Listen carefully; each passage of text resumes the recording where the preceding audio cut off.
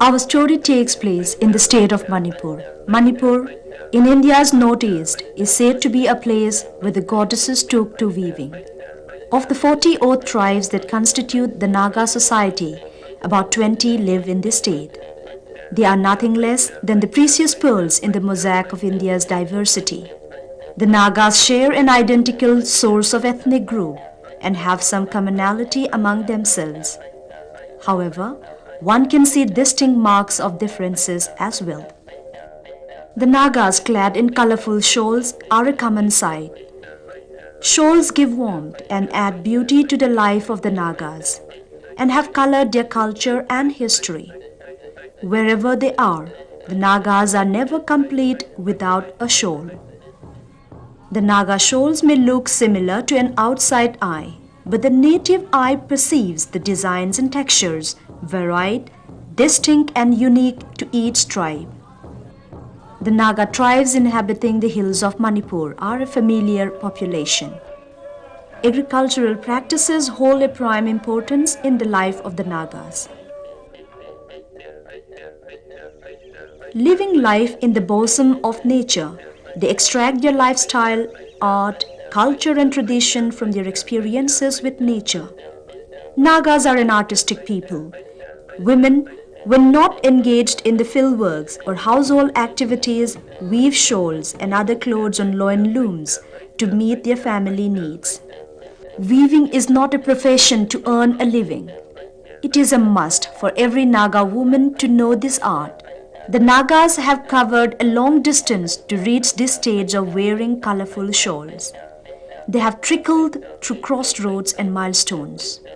The need to keep themselves warm must have necessitated its birth. For the Nagas, the mother of weaving is women themselves. The Nagas have knowledge of their environment, based on centuries of living close to nature. They often have detailed and profound knowledge of the properties of locally available plants and rely on them for many of their food, medicine, fuel, building materials, etc. This is a group of Naga women of Pumai tribe collecting a plant called dholu. The recent monsoon rain has made the plant fresh and healthy. To the women folk, the day has been a long, patient wait. The plant is harvested during the months of August and September. Weaving is an exclusive domain for women, but men also participate during the harvesting season. In olden days, when women had to move out of the village to collect the harvest, they became victims of the gruesome ritual of human head hunting practiced amongst the Naga tribes. Thus, men became the defender and protector. The local myth also lends support to the story of men's participation. It says, wild animals, scarce women, especially monkey and squirrel. They make merry at the sight of women when men are not around. Today, women have nothing to fear when moving about on their own. The days of head hunting gone and wild animals too are no longer a threat. Their life is firmly woven into a community structure which is deep and secure. They develop the fervor of good relationships by working together. Heaving with the load of a day's work, their bare feet hasten home at the close of day.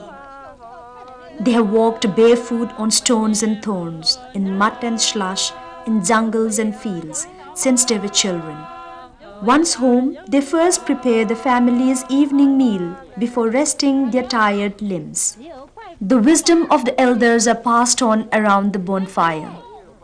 The culture of wearing shawls is an intricate part of the Naga's life.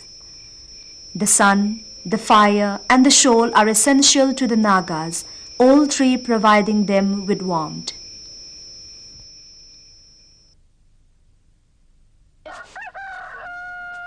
To continue with the previous day's activity, the fibers are hung to dry.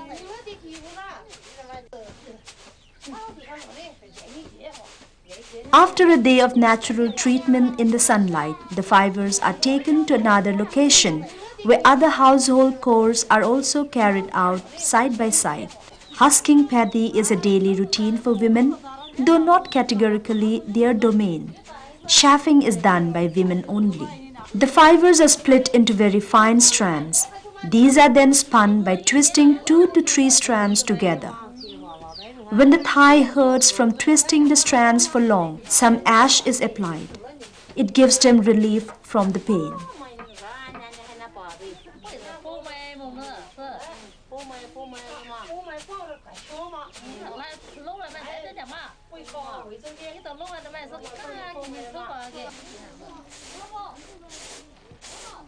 The coarse thread is then rolled into balls in the shape of small stuffed dolls. The myth is that the women who can shape the best doll will be blessed with a pretty daughter. The balls are then dried in the kitchen above the fireplace.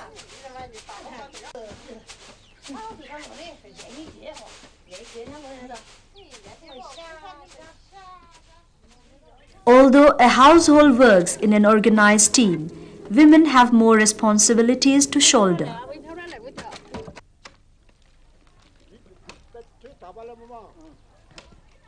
They usually help one another in their works. They bring home the firewood cut by men and also fetch water for household use.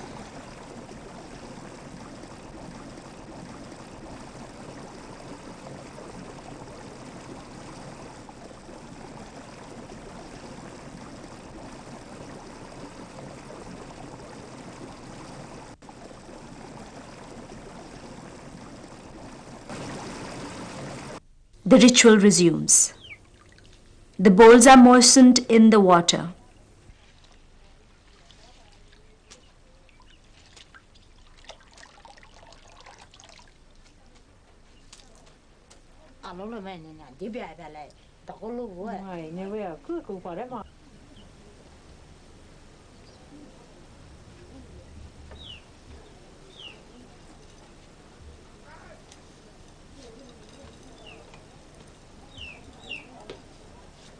This stage requires concentration and workmanship on the part of the weaver.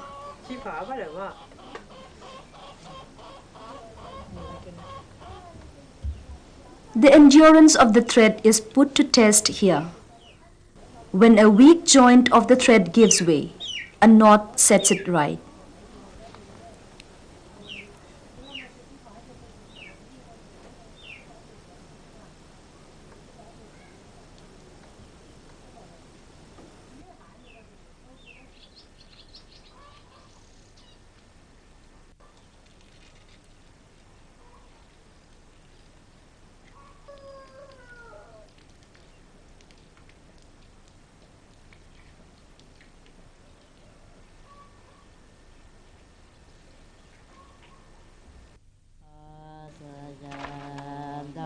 After a day of natural conditioning in the sun, the thread is boiled.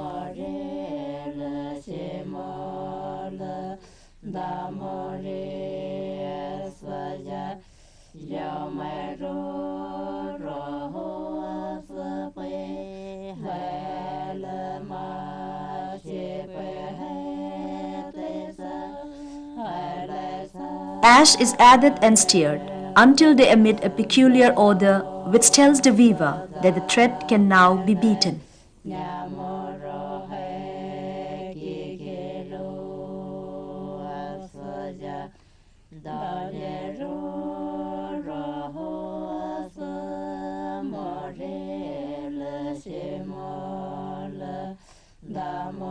Washing and cleaning the thread is done in a running stream.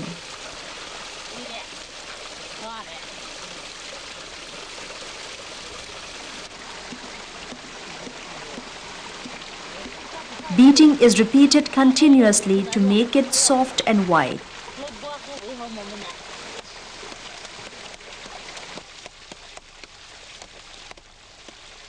Once this process is over, the threads are starched and dried.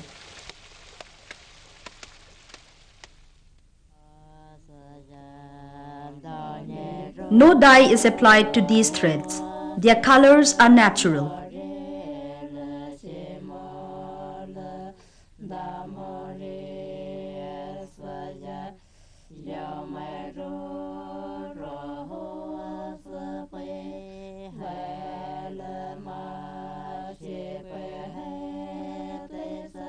it is rolled into bowls for wrapping.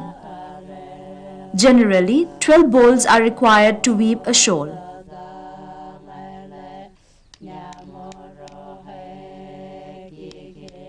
Local names are given to the shawls produced. The Pumai calls it Losa. To the Pumai tribe, Losa is an inseparable and a priceless item for a bride. This has encouraged many mothers to adhere to this strenuous method. But the amount of time and energy put into it is costing the faith of this art. An hour or so of to and fro running completes the wrapping. As they bend down to pull out the poles, they utter a short prayer, beseeching their Creator to bless their shawls with good length and breadth, and to make them durable. Till not long ago, in the recent past, a woman's artistic skills and values of womanhood were assessed from her ability to weave fine shawls. Learning and acquiring the weaving art thus gained her social recognition and acceptance to enter into motherhood. Earlier, the Naga women wove their shawls using natural fibers and cotton. They still are not equipped to use silk yarns in their weaving craft.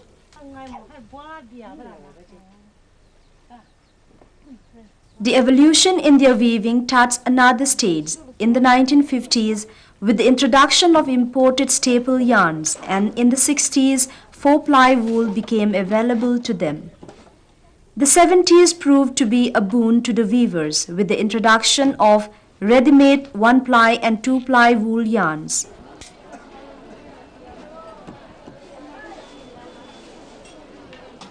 These yarns were more suited for their warmth, cheap price and availability in different colors anytime in the market. The Nagas have specific shawls for men and women. However, there are also general shawls for both genders.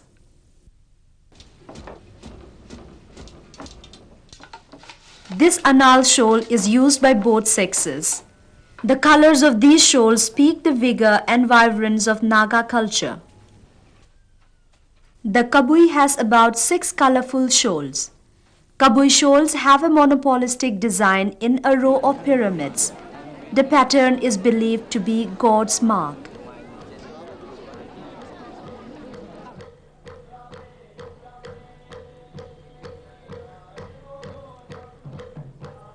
The Lamkang shawl is striped with black, red and yellow, and the designs are made of white.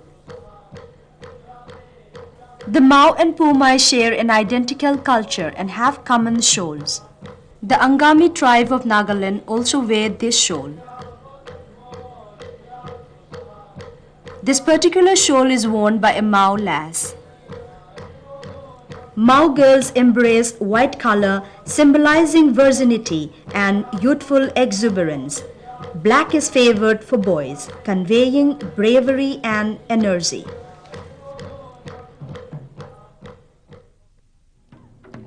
The Maring has langhai for men's wear.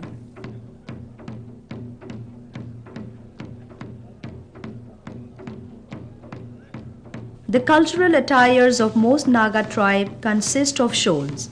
The Marings are one such tribe.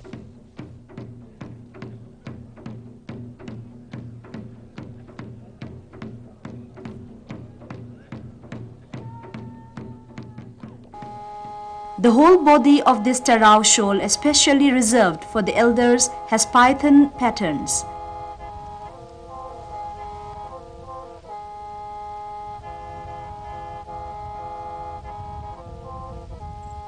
Most of the Tarao shawls have simple geometrical designs in varied shades. This Maram shawl for men has python patterns, while the women's shawl has limbs of frogs and caterpillars as designs.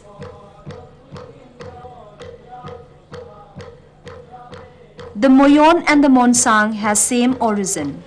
Most of the shawls are similar for both tribes.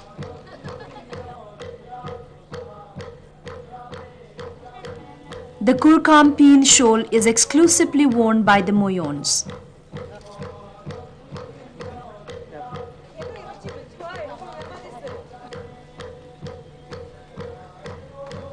This Monsang shawl is also worn by Monsang bachelor during dance performances. Red is a prominent color in Tangkhul shawls. It conveys courage.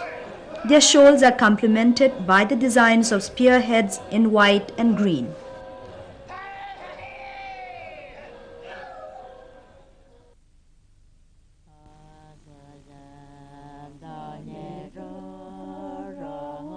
In a Pumai shawl, the women's shawl consists of motifs close to them, such as basket, walking stick, fish pouch, bangles, and so on.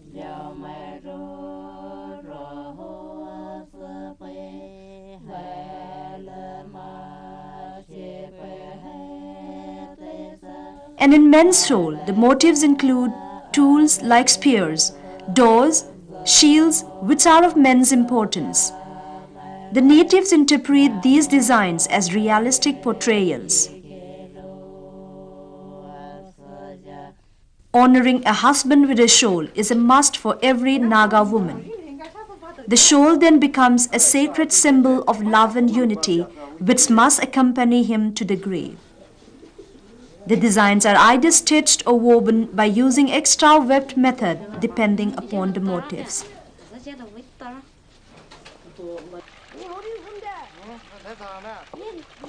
There is no particular site for weaving. They set up their looms wherever they find it convenient for the moment. They work quietly alone or in groups. The Naga shawls are composed of simple and straight lines, stripes and bands. Contrast and combination of colors are chosen expertly. New designs in weaving have also become more varied, but their original designs are not disturbed. The wonderful creation of the Naga women are no longer confined to the tribe living in the villages, but its copy is finding its way to the supermarkets in the towns. Hunting for an original shawl produced in a loin loom is extremely difficult. The locals as well as outsiders can purchase shawls at a cheap price produced by the Meitei weavers for mass consumption. When there is this shift in the production, the traditional boundary of ownership is thrown into a whirlpool, and the quality of these shawls has been compromised for cheap gains. There is a handsome demand for Naga shawls. The Naga women should catch the opportunity. There is a bright hope for better income if they should weave their future in these colorful threads. Some traditional shawls have a close link to the Naga rituals. A rich Mao and Pumai couple wear a shawl called Hasha. The skulls of buffalo heads which adorn the home of such wealthy couple is a memoir of the glorious celebration known as Yoshung. Only such couple enjoy the privilege of living in their traditional house. A monolith is also raised to commemorate the ceremony. The belief is that if others wear it, they will become blind and poor.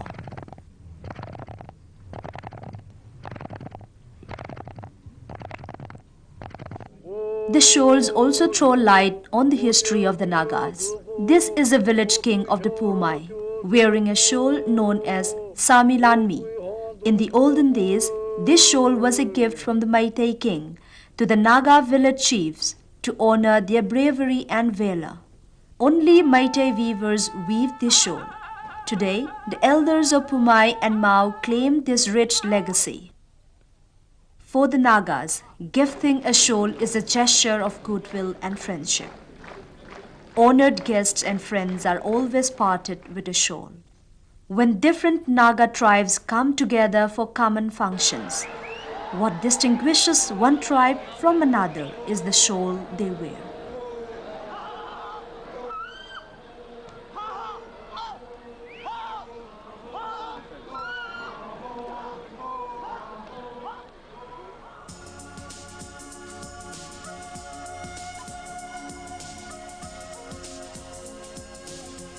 Our focus here is a stage displaying the supreme sacrifice of Naga women in producing eloquent creations.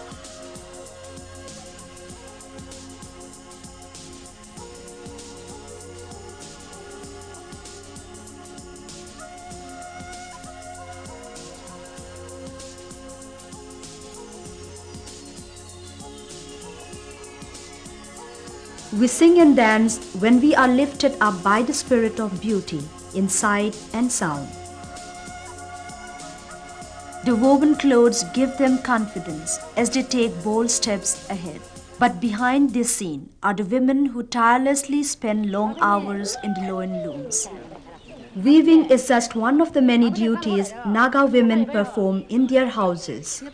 A glance at their life reveals the indefinite drama of work sequence that include looking after children, cooking, fetching water, collecting firewood, feeding domestic animals. There is also the physically demanding duty in the fields where women play a vital role. However, outside the agricultural life, weaving represents the largest workforce.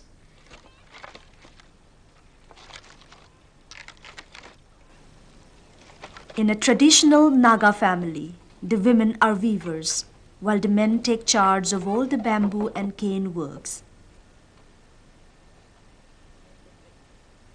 The skills of each individual is put to use for the well-being of the family in particular, and their community at large.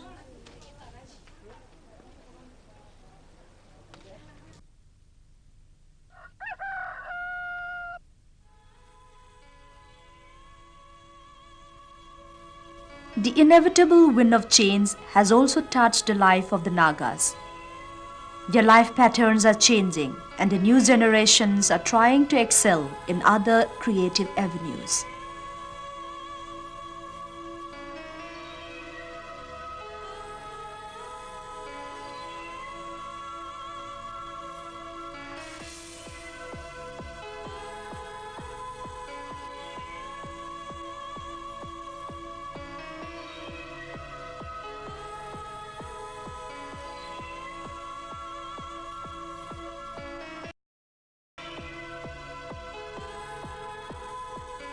But the weaving hands haven't ceased or transformed their rhythm to suit other patterns of a new culture.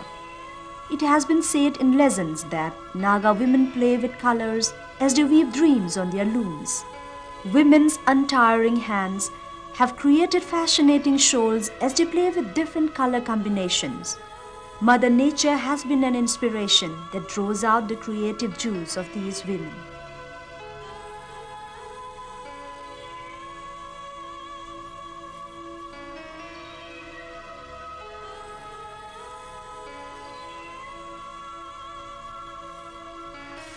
The oral and visual traditions of the Nagas have been the rays of hope that rekindle the pristine wisdom of their ancestors.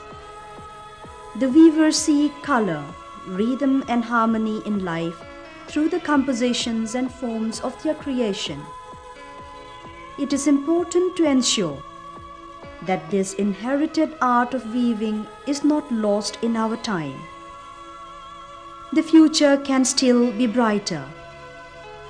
An exciting renaissance is possible if only good taste for creation is encouraged and if the instinctive love of color and beauty is stretched into our time. For time has hitherto never failed to reveal the wondrous creation of the weaving hands.